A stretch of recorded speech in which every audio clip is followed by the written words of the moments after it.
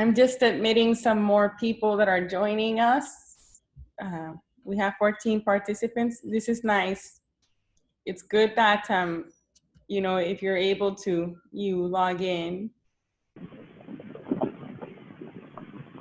Only because what I've noticed from giving classes only asynchronously, so I upload a video and then people later watch, is that people forget to watch the videos, or like they leave them to pile up, and then, you know, before the exam they're a bit lost and asking questions last minute. So I think it's good to try and keep, you know, a regular schedule if possible. All right, so I'm gonna start. I'm gonna first write in the chat because I don't want to be rude. So good morning.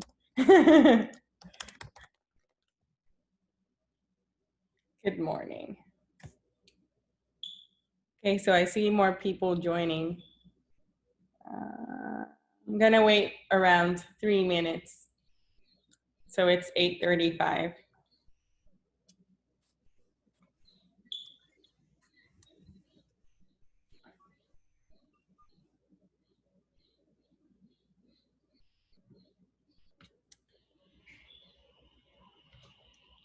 So I was meaning to ask you, since there's a couple of you already logged in, what do you guys study? Like, what's your background?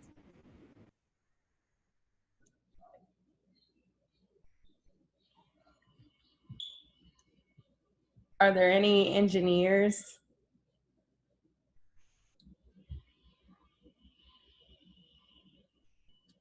Electrical engineering. Esteban. That's cool. Civil engineering. Agricultural education, civil engineering, mechanical, industrial, accounting, civil engineer. So many engineers. Okay, that's cool. French literature. Ah, neat. That's unique. Electrical engineering, you could work with energy, stuff like that, renewable energy. Civil, I have a cousin who's a professor in civil engineering at the university. She works with suelo and earthquakes, agricultural education. That's always important. I look more people. Agricultural education is so important for Puerto Rican culture right now, especially, you know, with COVID. We rely on our own agriculture so much. Accounting, that's very practical.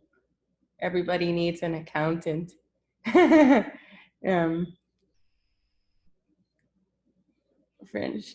industrial microbiology. Ah, that's neat. You can be like a researcher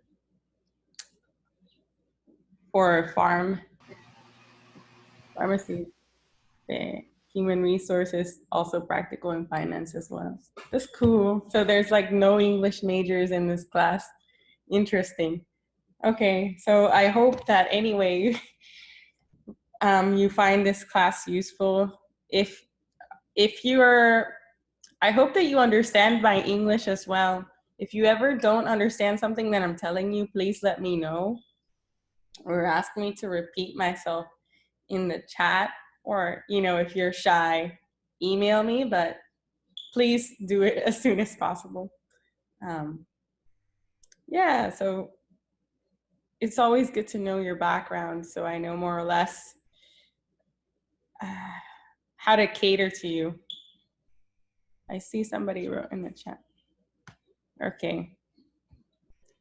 All right, so last time I said, you know, I wanted you to answer these, but these questions are not up on any platform yet, because I'm trying to transition to Moodle, because after our first day of class, they sent out an official comunicado saying that the official platform for UPRM is Moodle.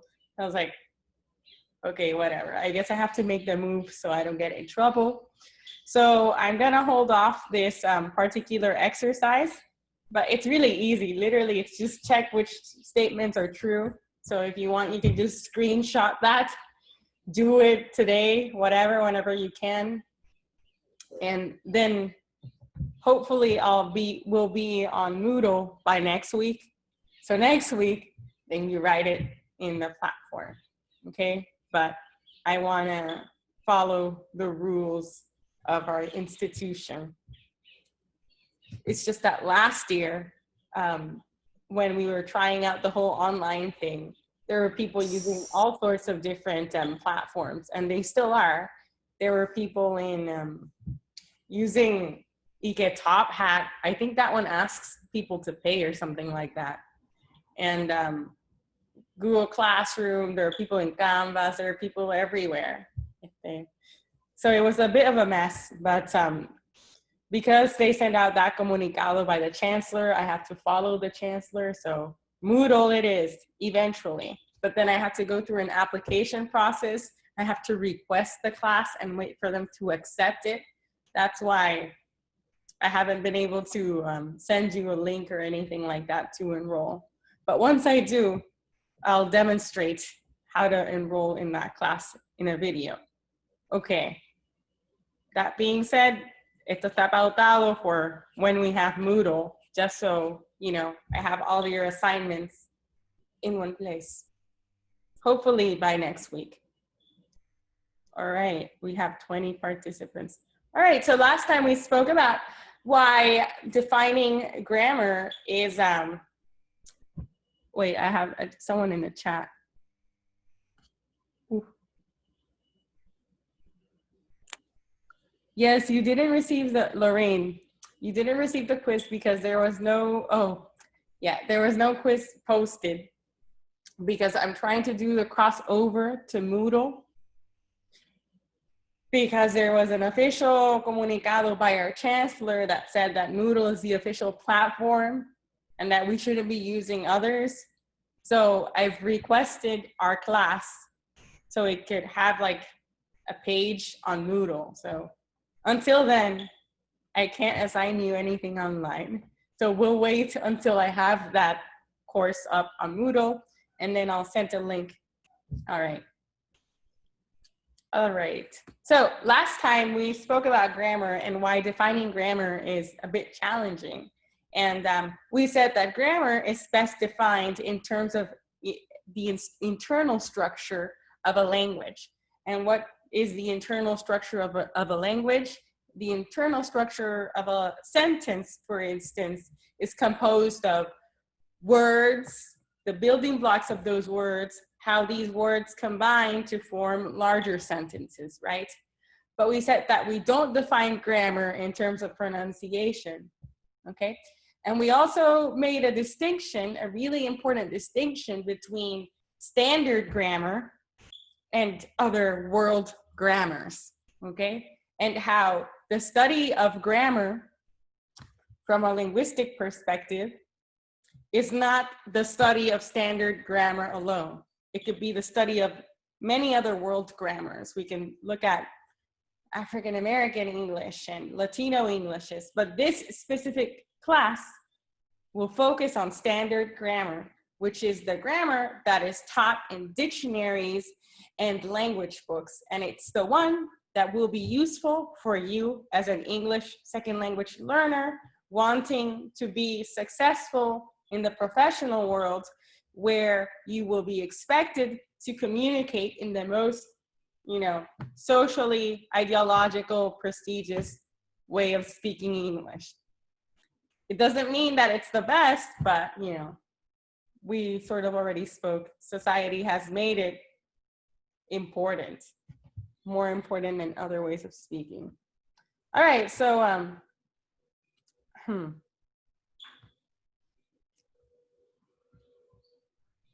I'm moving stuff. Okay, so each country has its own standard dialect. So it's not the case only that US has a standard dialect of their language, okay? But that other countries, like we said before, India and Australia and you know, the UK, they all have different dialects and the standard dialect as well. Two of the most well-known standard English dialects in the world are received pronunciation, which is abbreviated as RP in British English, that's spoken in the United Kingdom, and General American English, also known as US Broadcaster English, which is, you know, spoken in the US.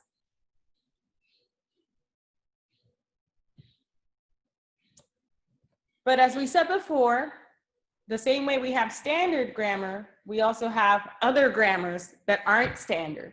So we have non-standard ways of speaking. When formal linguists talk about non-standard speech, they do not refer to an incorrect way of speaking. Super important. So if I ever give you a question as to, you know, tell me what's happening here, and you use the word correct or incorrect, I'm gonna get really, really angry, okay? Because I already said it in the last class, but standard grammar is not, you know, an actual organic from birth way of speaking, but it's a way of speaking that has been developed by universities and people in the elite, okay? So nobody is brought up speaking the standard. And the standard could be said to be historically racist or from racist origins because it was created by the powerful, by the elite, for the elite, and for everybody else to strive towards that language. So non-standard is used as a term. So we use non-standard to talk about other ways of speaking that are not standard grammar. Okay, so we use it to talk about exceptional constructions of language that deviate from standard universal regularities of Englishes. So there are many local, regional, and social dialects of English that are clearly and uncontroversially non-standard. And why do I say clearly and uncontroversially?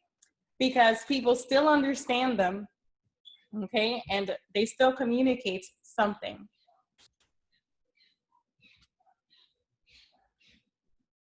Can you hear the bird that's yapping next to me? It's un chango.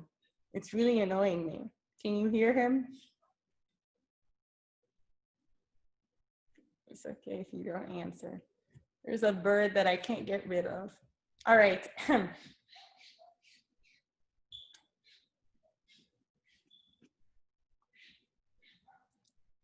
So, oh, you can hear it. All right, so non-standard practices can be found in the speech of native English speakers.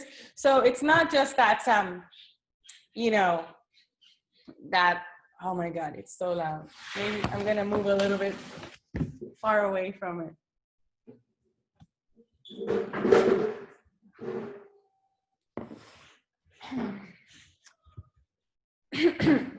So it's not the case that, let's say, that you and I, as Spanish speakers, when we speak English, that we speak non-standard, right?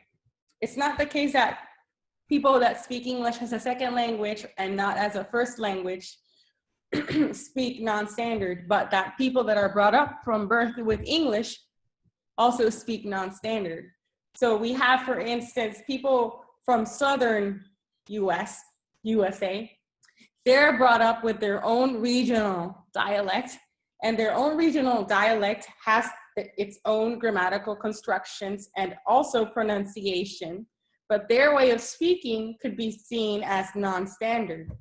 The same happens with a dialect in Pittsburgh or in New York. You know, people who are brought up in English-only settings with English parents, you know, in an English-dominant scenario, they're brought up with their own dialect or whatever, social dialect, that's not considered standard, okay? But we can also talk about ethnic groups that speak Englishes that are not considered standard. And this will give you a little bit of an insight as to why the standard can be seen as racist, because there are, for instance, Hispanics that are born and raised in the United States with English as a first language from birth, and both of their parents speak English, but maybe they have a tinge of Spanish influence. Maybe they have a little bit of Spanish in their English. However, their English will be discriminated against, and it will be seen as less than because, you know, it has remnants or it has features from Spanish. Okay, so because it's an ethnic dialect, people will say it's non-standard. And the same thing happens with African American English. So people who are brought up in an African American community or family with English as their first language and their parents speak English to them, of course their English has a different syntactic structure, a different grammar that maybe you and I don't read about that much, but it's still English nonetheless. But because they belong to a racial group that's Black, and, you know, it has a different structure from the standard American English that was imposed by the white privileged, it's called non-standard. So African American English is considered non-standard. Valley speech, which is a social dialect spoken in California. So like all these people that use like a lot in their sentences and other features, it's also considered non-standard.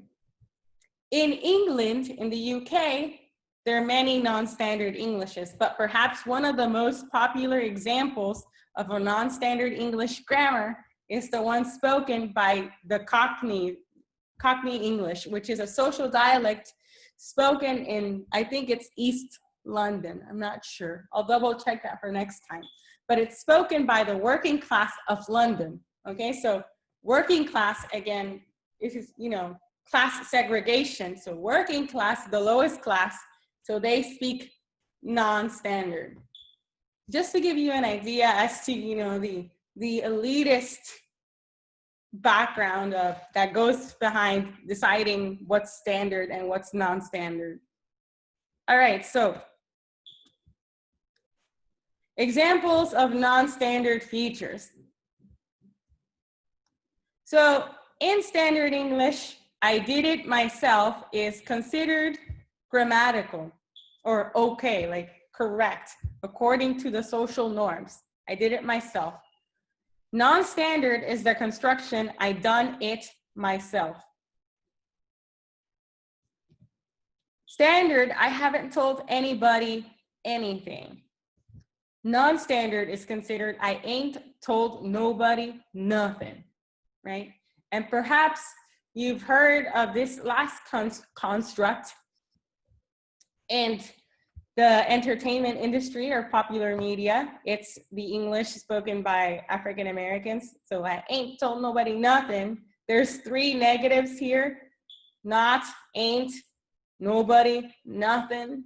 So it kind of violates some of the rules of standard English grammar that we find in our books. So it's considered non-standard. But the same way we can talk about standard and non-standard grammar and grammatical constructions, we can also talk about styles. So different styles inside of grammar. So if we were to draw a tree of different definitions of grammar, we would say, okay, grammar, arriba, the tree. Standard, non-standard, okay. And there's also grammar, formal and informal. So formal and informal style is not the same thing as talking about standard and non-standard dialects. Why? Because informal styles can be said to belong to the standard dialect. So formal and informal styles are appropriate and they're acceptable according to the social context in which they are used or in which they occur. I'm getting some, oh wait, there's a student trying to join, I think, right? I don't know how to One moment. Matthew.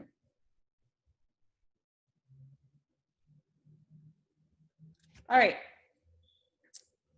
So formal and informal style is dependent on social context. So it is a matter of style, language choice, and not dialect. So sometimes, you know, style is something that everybody has access to. So it doesn't matter if you're from a particular ethnic group, a particular socioeconomic background, a particular region, you'll have access to different styles or different ways of speaking. ¿Qué estilo? Let's give a more concrete, relevant example to our Hispanic, Puerto Rican background. Okay, so you know how in school you talk to me or you talk to a professor in a particular way that's formal, right? And you know it's the appropriate way according to the status quo and according to the norm to talk to your professor that way. Usted, ¿verdad? Or maybe some of you think that misi is acceptable. It's not, but whatever, right? Usted, whatever, and you use all these different strategies to communicate distance and respect.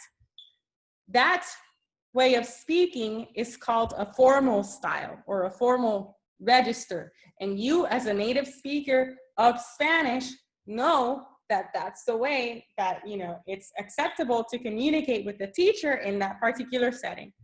But in that same way, you also have an informal style. And this is the informal style that you adopt when you're talking to maybe your friends or on Facebook or whatever, que empieza a usar abbreviations y como que, loco, o sea, whatever, you know, literal. So you wouldn't use literal in an academic essay, right? So in this case, it's a matter of choice.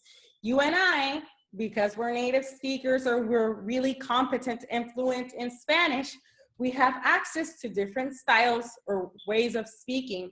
And it doesn't mean that the way that I speak to somebody on Facebook, ah, loco, whatever, is incorrect. It just means that it's informal, but it's not considered it's not considered not part of the standard. So most people can fluctuate between formal and informal styles depending on the desired meaning and the social situation. So formal and informal styles are normally tied to ideologies of language and social and cultural norms of speech. Pragmatics, that's the study of pragmatics. It looks at social and cultural norms of speech. So basically, what it's saying, that last bullet point, is that formal and informal, again, the same way that we decide what is standard and what is non-standard, it's all influenced by ideologies or the values that we give to language. It's all a social construct. So let's look at some examples for this particular distinction. So formal grammar, she was the one with whom she worked. Oh, wow, super formal. What makes this sentence formal? If you're paying attention. He was the one with whom she worked.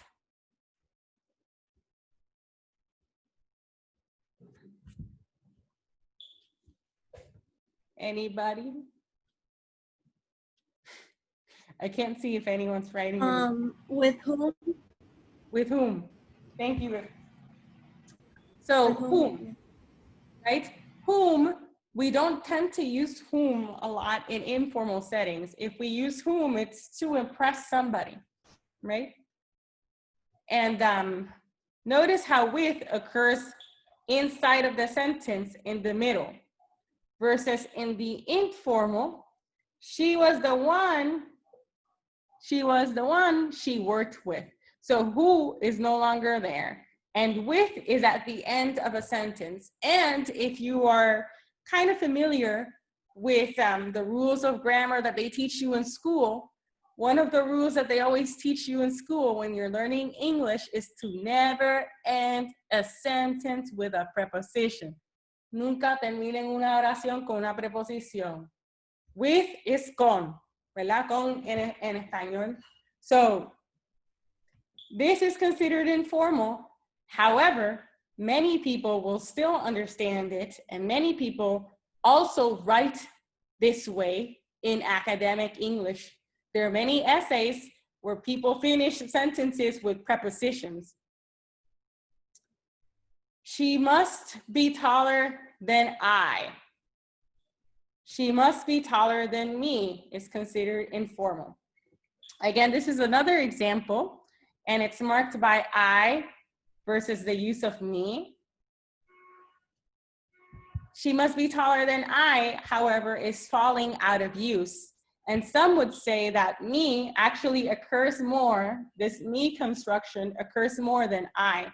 So although I was seen as traditionally more formal, and some teachers will still correct you and tell you that's the way that you should, that's the construct that you should adopt, more and more, me is becoming more acceptable and included in standard grammar.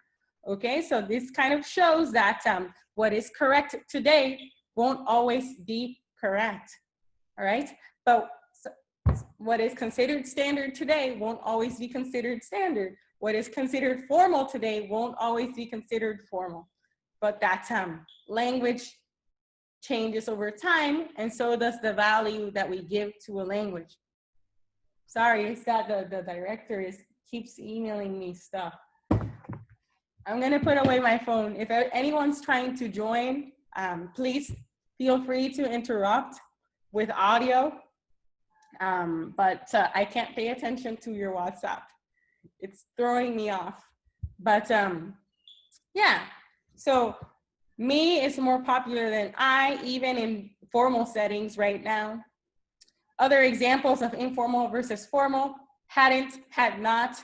So, you know, if somebody's correcting your work or academic essay and you wrote hadn't, most English teachers will tell you to, you know, most English teachers will tell you to split that, ¿cómo es que se llama? I even forgot. To had not, that contraction.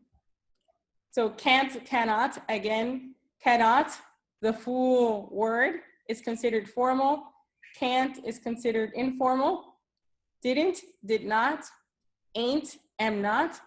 This is considered informal, and not only informal, but as we said before, because this ain't is tied to African American English usage, many people would also say it's non-standard, okay?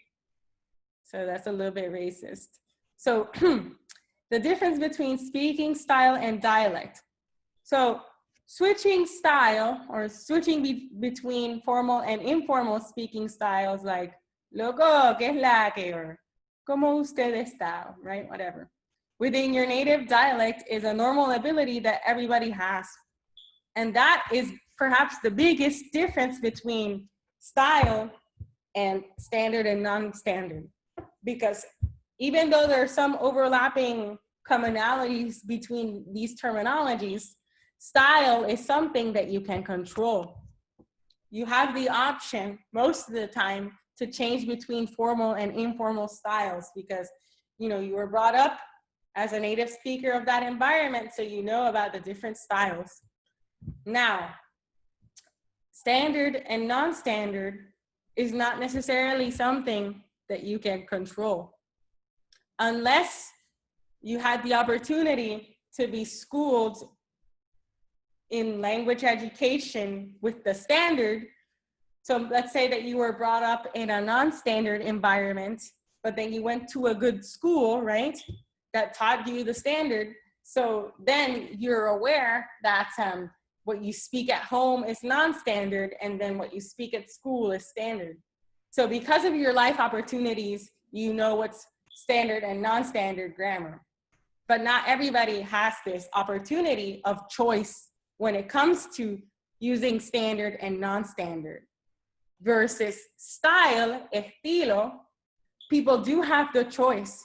So you can so the language that I adopt when I'm talking to my parents is the language of the youngest girl in the family. But then the language that I use when I'm talking to my students is the language of somebody in a position of authority. So style is something that you have control over. Switching between dialects or standard and non-standard, right, is the ability that only some people have. And, you know, if you had access to different language education, if you're an actor, you're super well aware of language and how language works for comedic purposes. If you're a comedian as well, comedians pay attention to different cultures and different languages. These are careers that are heavily reliant on language, right? Because they make us laugh, they make us cry, whatever, according to the language that they use. We are able to empathize with them. And of course, linguists who study language for a living, they can tell you about different dialects and even mimic the dialects, right? Like me, I could go into full-on California speech if I wanted to because I've read about it. So here's an example, this meme, and then he said, oh my God, and I was like, oh my God, and he was like, lol. So here, this would be called informal, right? So this kind of style is appropriate in text messaging. But then you know that in an interview or you're meeting someone that you want to impress, you can't speak this way, right? Because society tells you that this way of speaking can be seen perhaps as unintelligent, even though the person who speaks this way could be intelligent, we just don't know. Okay, so styles, you have a choice between styles. Versus dialects, we don't necessarily have a choice between what dialect we speak unless we've been given the opportunity, right? So for instance, regional differences of the past tense of learn. Okay, in US English, when you talk about the past tense, usually you know that for a regular verb, you add the suffix, el sufijo, ed. So I walk, I walked, I learned, right? So you add ed. But in UK English, in the UK English dialect, they use ed, but they can also use the suffix t. So you can say learned or learned. So be like quotative is found in this meme of informal speech. So the name of, he was like, it's called be like. It won't be like quotative. You don't need to know that, but this feature is considered informal. Eso de I was like, he was like, whatever. It's considered informal, and it's most often found in the youth of English native speaking countries. Although we can also find it, for instance, in Puerto Rico. A lot of Puerto Ricans have adopted like, ella está como que like, ¿verdad?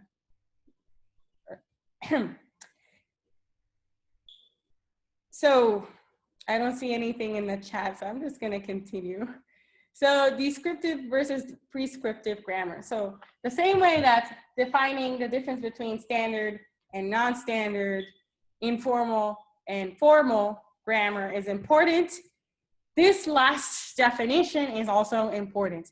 Knowing the difference between what counts as descriptive and prescriptive. Now, for test purposes, when you're studying for your test, I want you to pay attention to the first part of these words. So esto dice descript, and this says prescript, right? But they both end in tive. Okay, so if we look at descript, it almost sounds like the word describe, describir. Prescript sounds like the word prescribe, prescribir. So basically that's the answer for the meaning of these words. So descriptive grammar is the grammar that tries to describe the actual grammatical system or what's actually happening in a language. So descriptive grammar books, they try to describe language as it happens in society, as human beings use it. So they're interested in learning the underlying rules of the ways that people actually speak. So for instance, people that do what I do, I'm a linguist. I look at how people speak. I annotate the way people speak. Even if un revolú, or it sounds crazy, or woo, I would never say that. I would never say incorrecto, malo, whatever. It's just the way the person speaks. I'm describing it, and I'm describing the structure of how they're speaking it. And I'm trying to decipher if there's a trend or a rule that could describe the way that people speak. So they try to describe the underlying grammar system behind everyday speech. Prescriptive grammar books are different. And these are the books that maybe you guys are more aware of, right? It's the one that they gave you for your English language class. They tell people how they should speak and write. So they tell you rules like you should do this, you shouldn't do this. This is correct, this is incorrect. It's kind of like the parent and the child, what you should do and you shouldn't do. But when you go deep and dive deep into the why shouldn't I, it's just the way it is, because, right? But there's no actual reason other than the values that people give to those ways of speaking that tell you that that way of speaking is desirable, it's prestigious, so you should do it, right? And you shouldn't speak like como que o sea, right? So prescriptive grammar books can be seen as the usage manuals used by schools or language teachers that are trying to tell you or teach you the most nicest way of speaking. So although often conceived as being in opposite sides of the spectrum, describing and prescribing, like a doctor prescribes you medicine, a language teacher prescribes you, this is exactly what you need to do to get an A in the class. So although these two seem very polar opposites, descriptive grammar books could explain what language is actually like in society, while prescriptive grammar still gives you an insight about language. It gives you the insight of the language that is prestigious, okay? So it gives you an insight as to how you could succeed in the professional world or how you could climb up the social ladder. It tells you to avoid, you know, the so-called mistakes, or, you know, tells you to avoid the ways of speaking that society would normally frown upon. And having that knowledge, having that awareness of language can be quite powerful. Because, for instance, imagine a person in the United States, let's go to the example of the United States. Imagine a person who is brought up in an African-American English-speaking community, and then they go to a school that is primarily composed of African-American speakers, right? So it's not that they don't know how to speak standard English. Teachers normally do, but perhaps their immediate environment doesn't encourage them to practice the standard grammar much. So then when they leave that immediate environment and they go to, let's say that they want to move to another part of the country, or they want to apply for a particular job, in the interview, perhaps they don't do as well. Why? Because people judge you according to the way that you talk, okay? People judge you according to how you look. There's racial discrimination, ethnic discrimination, yes, but there's also linguistic discrimination.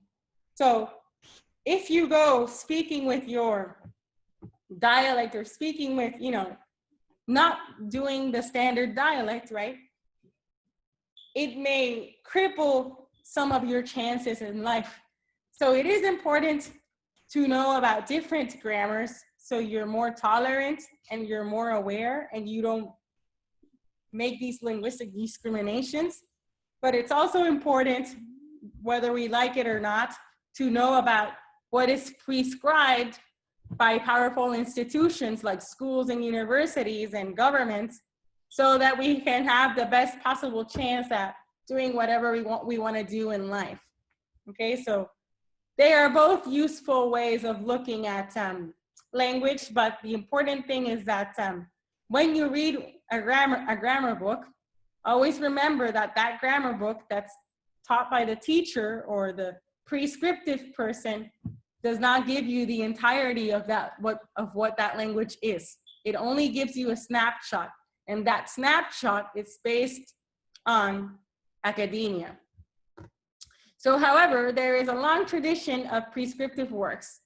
So there's a long tradition of language teachers, dictionaries, and whatever, telling you that things are correct and incorrect and how to speak coherently or not. And this is a slippery slope, because what tends to happen is that a lot of people treat grammar books like the Bible. So like if you're not following grammar books, you're doing it wrong, or you're not intelligent, or you must have like some cognitive learning disability, which is wrong, right? Somebody could be definitely smart, but maybe they weren't schooled in that way of speaking. That doesn't mean that they're not smart.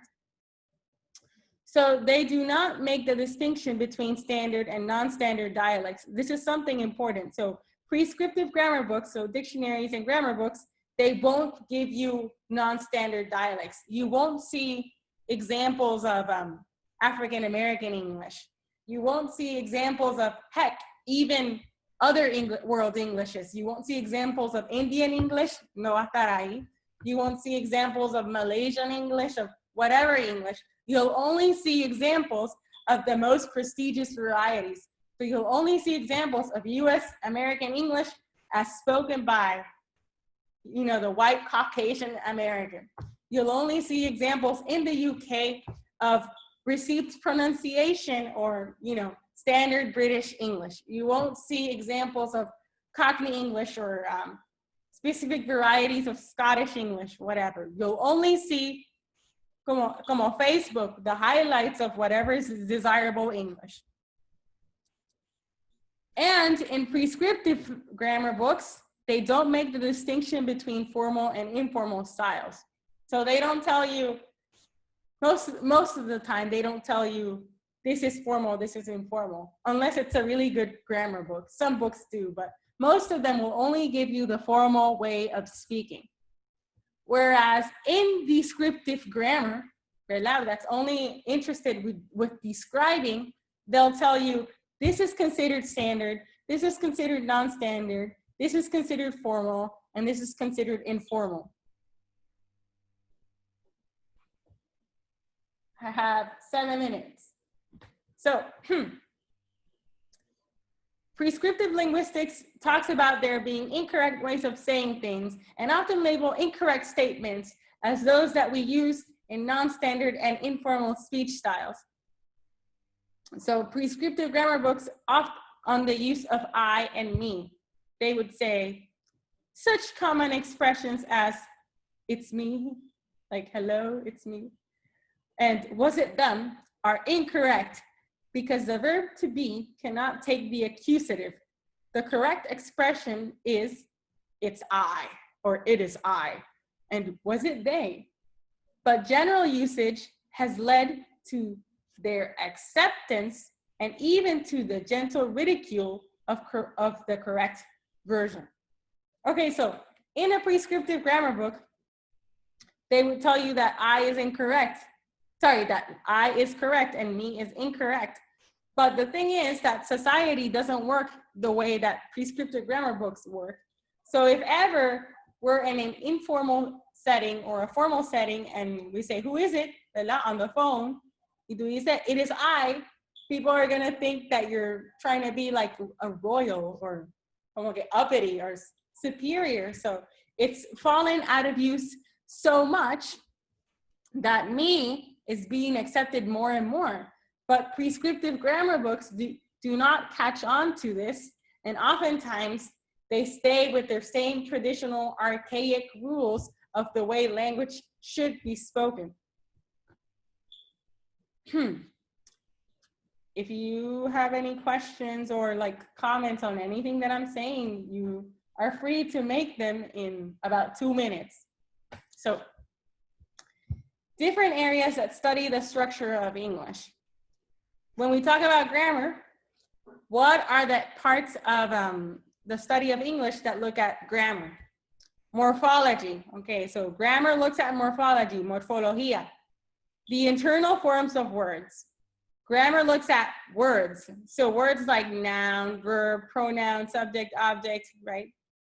Grammar looks at syntax, so the order of words or the principles behind how words can be assembled into larger sentences. And grammar looks finally at meaning, or the meaning of the combination of these words. So what's the end product? What does it mean? So illustrating the structure of English with a single example. Let's use the I found an unopened bottle of wine example to explore the structure of English.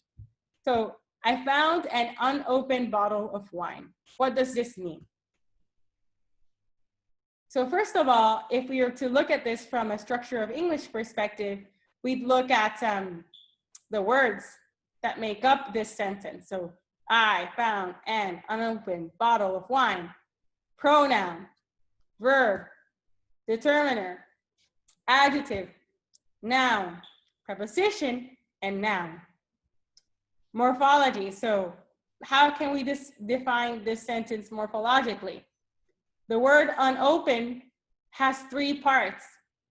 Un as a prefix, open as the lexical base, and ed as the sufijo, suffix.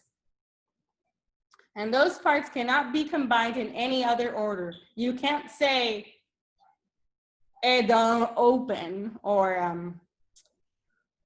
ed open or something like that, because people won't understand it. So there are rules as to how to combine morphemes. Syntax. I found an unopened bottle of wine is admissible, but I found a bottle of unopened of wine does not follow the standard structure.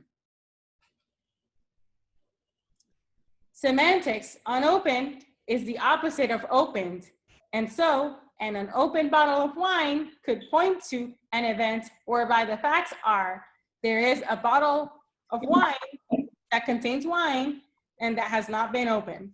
So semantics looks at the situation.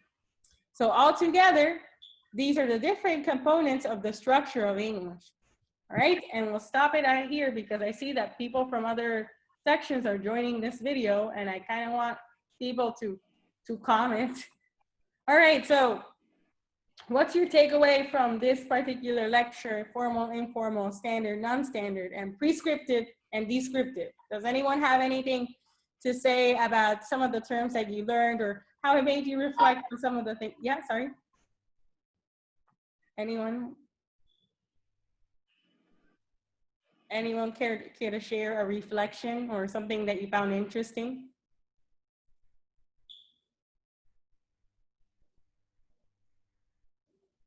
By chat or even like video?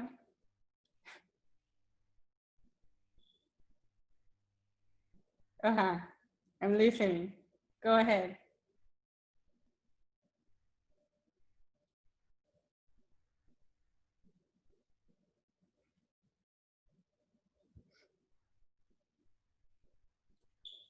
Okay. Someone's trying to write.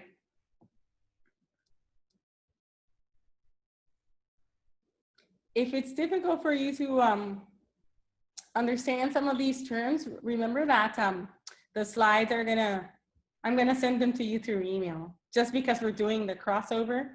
So hopefully today I'm gonna send it to you through email because we finished a particular theme. So I'll send it to you through email. You can read through them and highlight them. Sorry? And then hopefully by next class, if you have any questions, you can just ask me. I know Lorraine has a comment, but it's now 9:20. I feel like we tend to practice more the non-standard in our everyday life. True. Exactly. Sí. In Spanish, Alec, we use the non-standard in our everyday life. Puerto Rican Spanish. Any other comments? No? Okay, I'll just like Are you going to send a video to this? Yeah, I'm gonna upload this video on YouTube. I think it's like on Puerto Rico, we have like our own way of speaking, but not necessarily it's the correct way. But when we, yeah, definitely. So this video is going to be made available on YouTube. So you can like watch in your own time, right?